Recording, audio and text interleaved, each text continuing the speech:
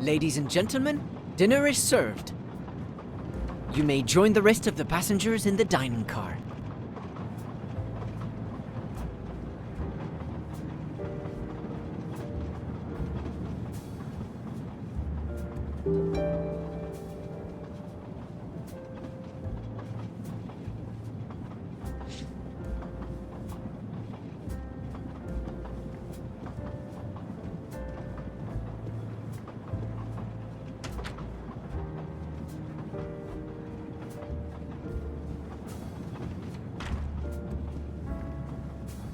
Excuse me, monsieur. Pierre asked me to inform you that a passenger left us, so his room is yours. Monsieur Bouc instructed that your things be transferred to room 202 during dinner. You will be more comfortable in first class. It is true what you say. Thank you, Mr. Fauché, monsieur.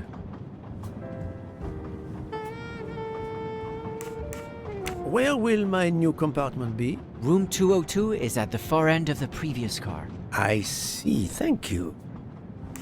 What is your position on the Orient Express? I manage the bar car, and I also do the restaurant car service. Well, then do not let me keep you. Lobster tonight, isn't it? Yes, indeed. I'll leave you to it then. See you soon, monsieur.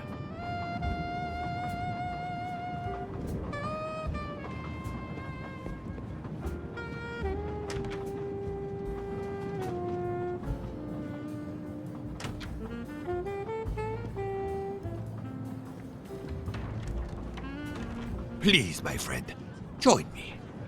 I have taken the liberty of ordering you your lobster. Thank you. It appears our fellow passengers are all gathered here again tonight. Ah. If I had but the pen of a Balzac, I would depict the scene. Oh, it is an idea, that. Ah, you agree. It has not been done, I think, and yet it lends itself to romance, my friend. All around us are people of all classes, of all nationalities, of all ages. For 3 days, these people, these strangers to one another, are brought together. They sleep and eat under one roof. They cannot get away from each other. At the end of the journey, they part. They go their several ways, never perhaps to see each other again.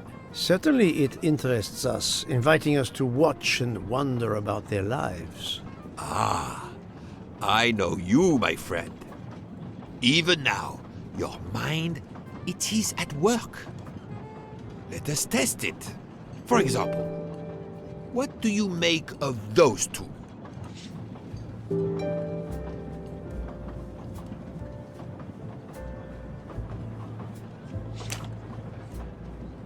Mamma mia, you can feel the power of engine.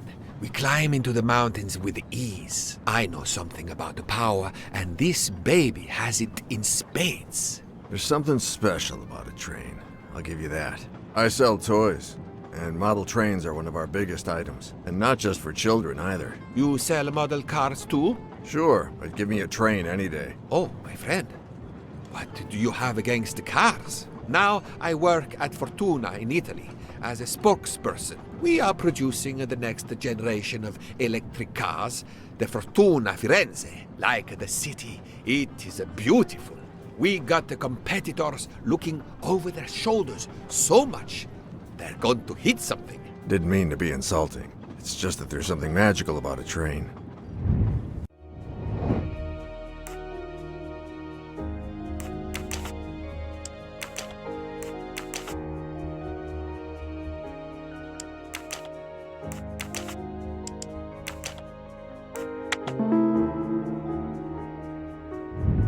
That was easy. The loud gentleman is very confident, a master of his own fate. It is as much in the inflection as it is in the words. He believes in winning, also that he is the one who will win. You are a magician. Oh, it is not a parlor trick, my friend. It is simply observation.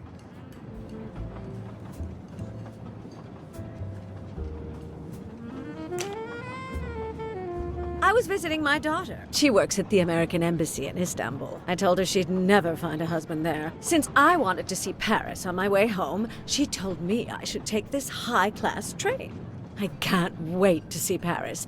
It looks beautiful in the movies, but it couldn't be more beautiful than Schenectady in the good old US of A. That's where I'm living now. And you, Miss Debenham, was it? Where do you hail from? I was born in the UK. Oh, that's in England, isn't it? What do you do for a living? I teach English to children in other countries. I see. Oh, I wish I spoke a foreign language. My daughter speaks several languages. Let me tell you about her work. It's very important.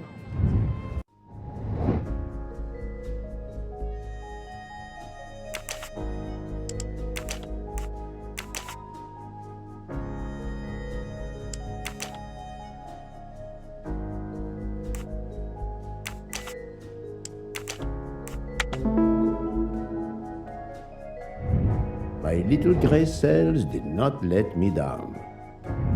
There is much you can learn about someone just by observing them and listening. For example, that lady is reserved. She reveals little. She is self-contained. Some secret prompts her to allow her dinner companion to carry the conversation. I confess, in this case, what I witnessed in Istanbul suggests more. But I will respect her privacy. You will always amaze me.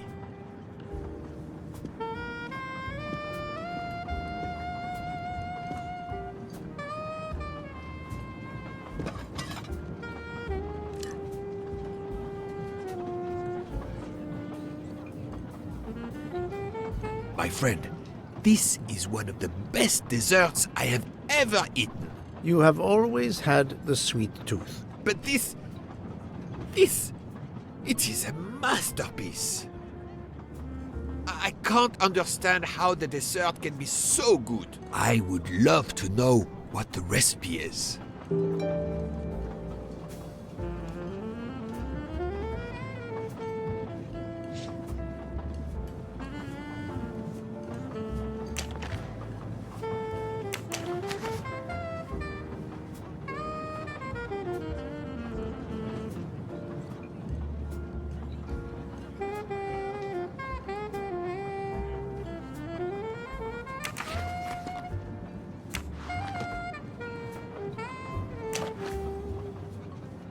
I couldn't tell what flavor the ice cream is.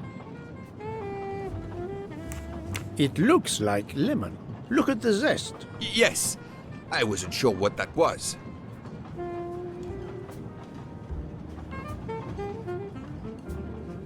What is the red fruit? It looks like a raspberry.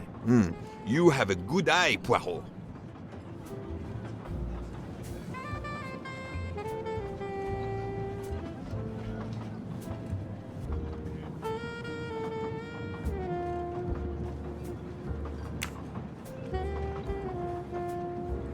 The biscuit is the foundation of the dessert. All else is built upon it. What do you think? It looks like crushed biscuits, my friend. Finely observed, indeed. Poirot, I am embarrassed to ask you a great favor. My friend, I am on this train due to the great favor you have done me. How may I assist you? This dessert is sublime. If only I had the recipe. Unfortunately, the pastry chef, Miss Nielsen, she will guard her secrets. But you, my friend, I am sure you could make her confess. You wish me to persuade the pastry chef to give up her recipe? You who are the expert at interrogation. Book, it is a dessert. It is the pinnacle of desserts. You, my friend, who, as you say, are on this train, I blush to remind you. Fine, you win. Again, what wouldn't I do for you, my friend? Oh, thank you, Poirot. Good luck.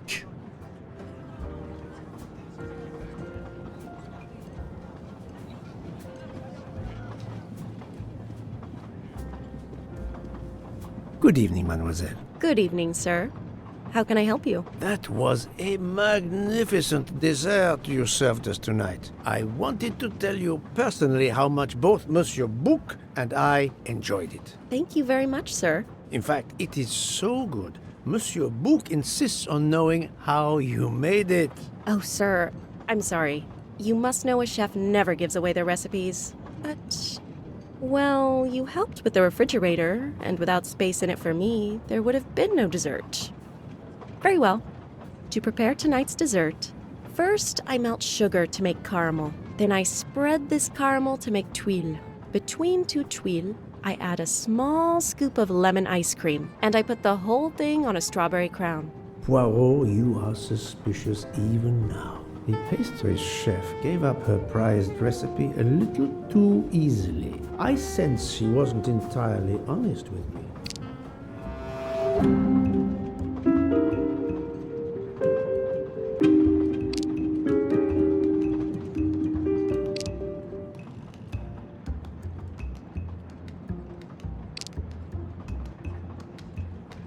Thank you for sharing your recipe with me, but I doubt those are strawberries you're using. Oops. You have a good eye, Monsieur Poirot. Very well. What fruit do you think I used? You used raspberries, not strawberries. I'm not fooled. You're right.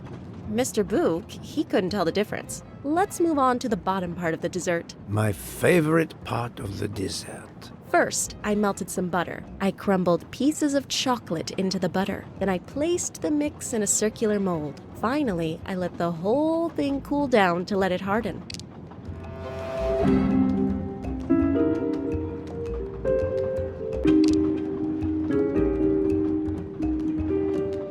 It's certainly not chocolate that you've crumbled. I see you do have an excellent palate. Do you know what ingredients I used? A clever pastry chef might mix crushed biscuits with butter to create this delicious base. That's it. You're getting closer to the entire recipe. Closer? I've caught murderers with less difficulty than this. I'll give you one last challenge. I'm sure you will be able to figure out the order I mix my ingredients in. If you can, you will have earned my recipe. Mademoiselle, solving the murder of Roger Ackroyd was easier than this.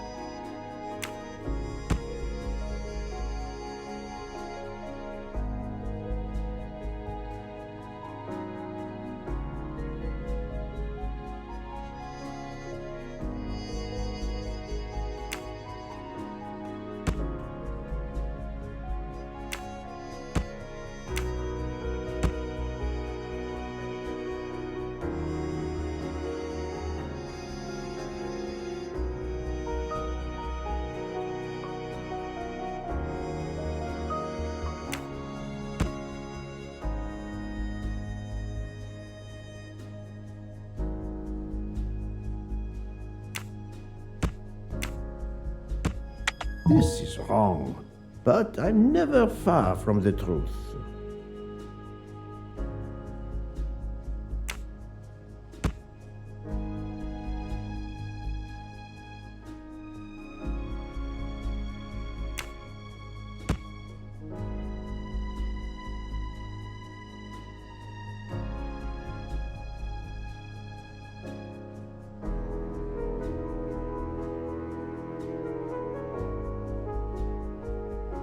think, Poirot. That is not a good answer.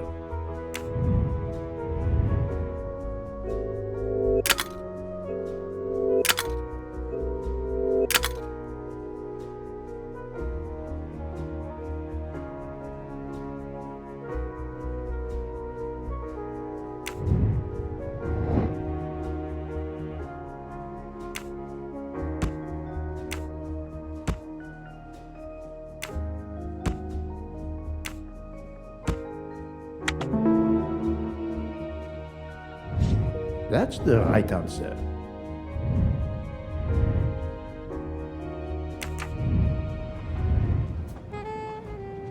As promised, my recipe is yours. Give me 5 minutes to write it down for you. Thank you. I am in your debt.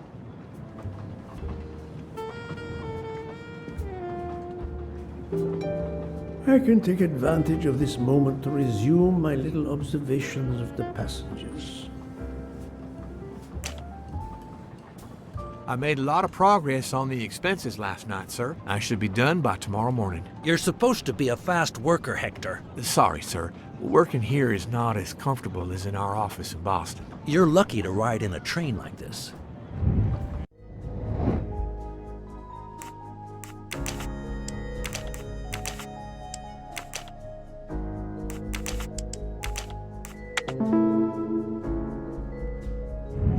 Et voilà.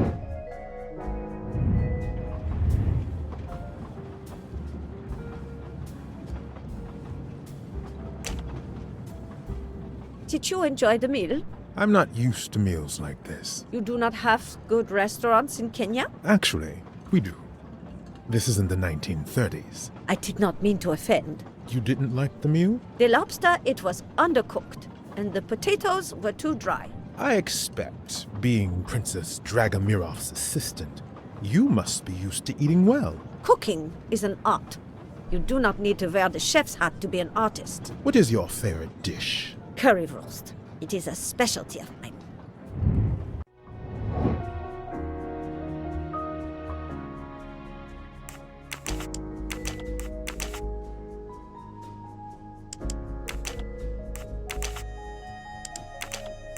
I must admit I'm not right this time. That was easy. Here you are, sir.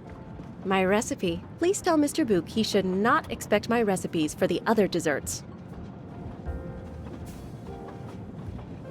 Thank you very much, mademoiselle. I know he will sincerely appreciate the gesture, and I will make certain he gets the message.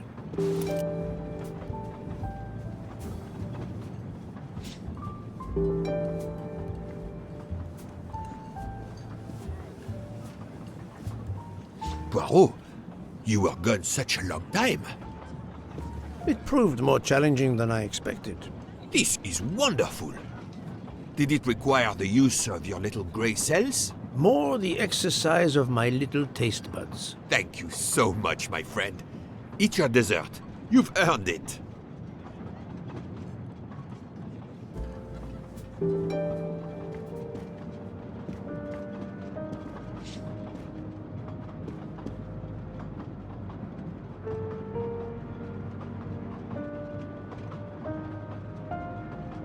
Good evening. My name is Ratchet. I think that I have the pleasure of speaking to Mr. Hercule Poirot, is that so? You have been correctly informed, monsieur. Your exploits are well known on my side of the Atlantic. In my country, we come to the point quickly. Mr. Poirot, I want you to take on a job for me. Are you interested in earning a lot of money? My clientele, monsieur, is limited nowadays. I undertake very few cases. Why, naturally. I understand that. But this, Mr. Poirot, means big money. Big money.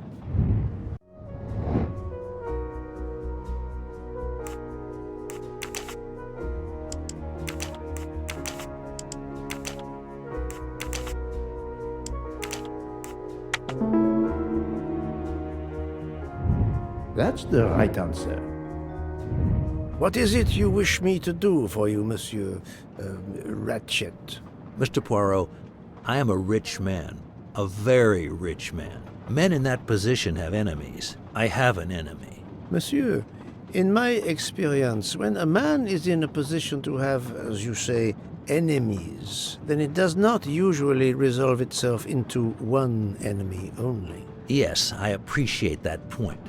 Enemy or enemies, it doesn't matter. What does matter is my safety. My life has been threatened, Mr. Poirot. Now, I'm a man who can take pretty good care of himself. But as I look at it, a little insurance wouldn't hurt. And remember, big money. I regret, monsieur, that I cannot oblige you. What's wrong with my proposition?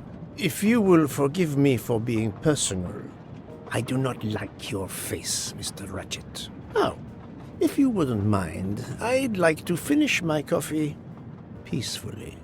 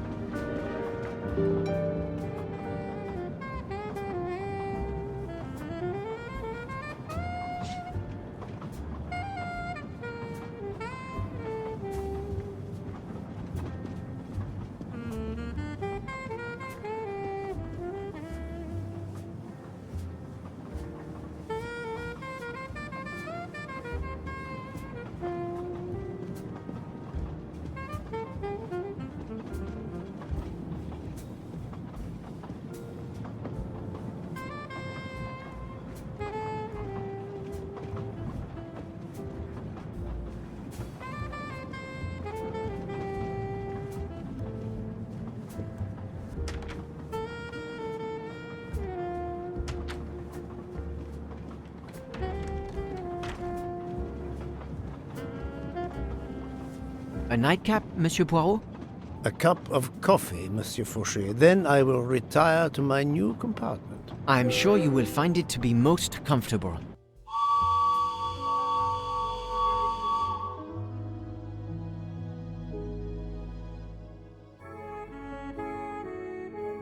We have stopped?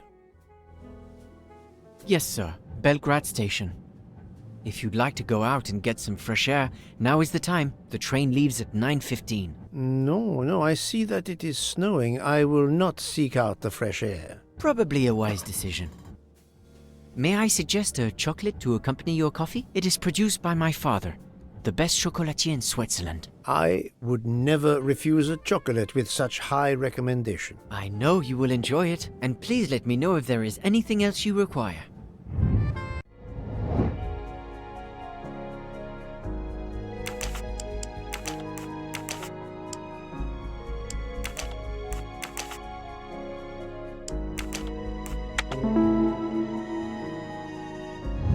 I'm right again. That happens to me a lot. Everything was perfect. Thank you very much. My pleasure. Is there anything you require, monsieur? No, merci.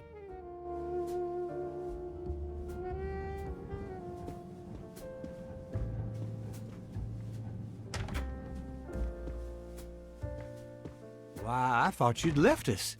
You misunderstood me. But, man, your baggage, it's gone. It has been moved into another compartment, that is all. Oh, I see.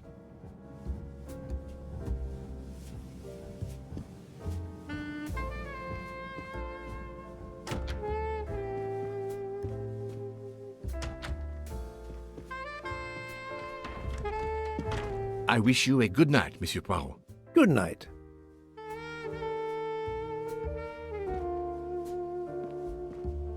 I hope you'll sleep well and that your head will be better in the morning. It is just the cold. I'm now making myself a cup of tea. I hope it'll warm you up. I hope so. Good night. Well, good night, my dear. What a brave girl. On the other hand, that man there in the next cabin, Monsieur Ratchet, he scares the hell out of me. There's something wrong about that man. My daughter always says I'm very intuitive. When Mama gets a hunch, she's dead right. That's what my daughter says. And I've got a hunch about that man. He's next door to me, and I don't like it. I put my bags against the communicating door last night. I thought I heard him trying the handle. Well, whoever you are, I'm going right to bed to read. Good night. Good night, madam. Whoever I am?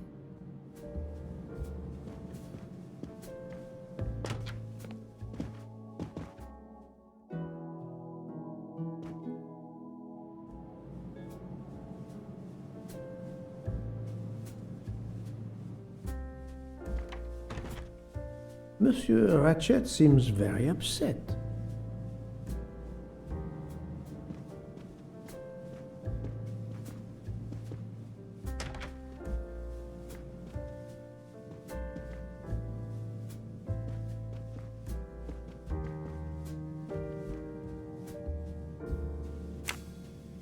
Ah, finally a real bed fit for a king or a very tired detective.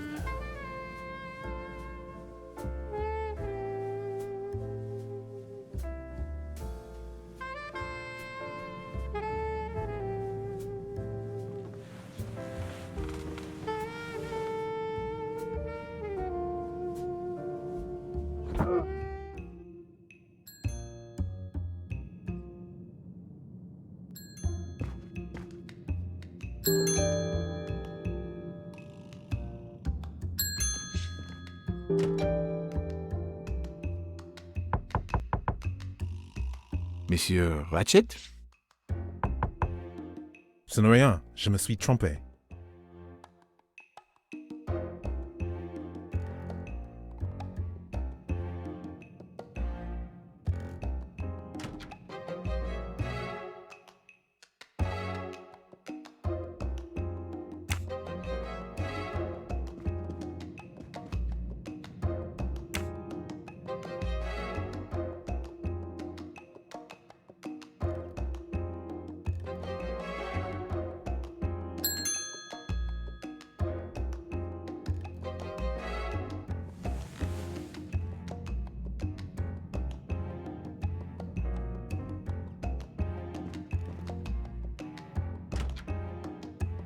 Good night, madame.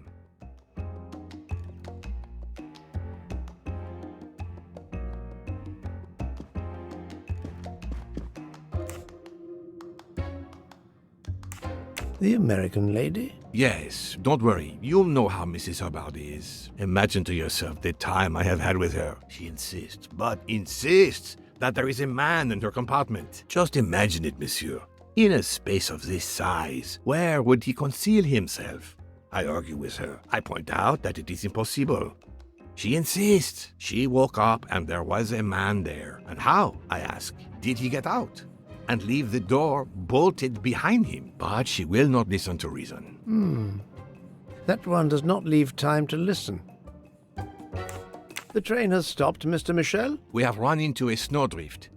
Heaven knows how long we shall be here. I remember once being snowed in for 7 days. Where are we? Between Vinkovsky and Brod. Oh la la. It's time for me to go back to bed. I wish you a good night, monsieur. Or what is left of it.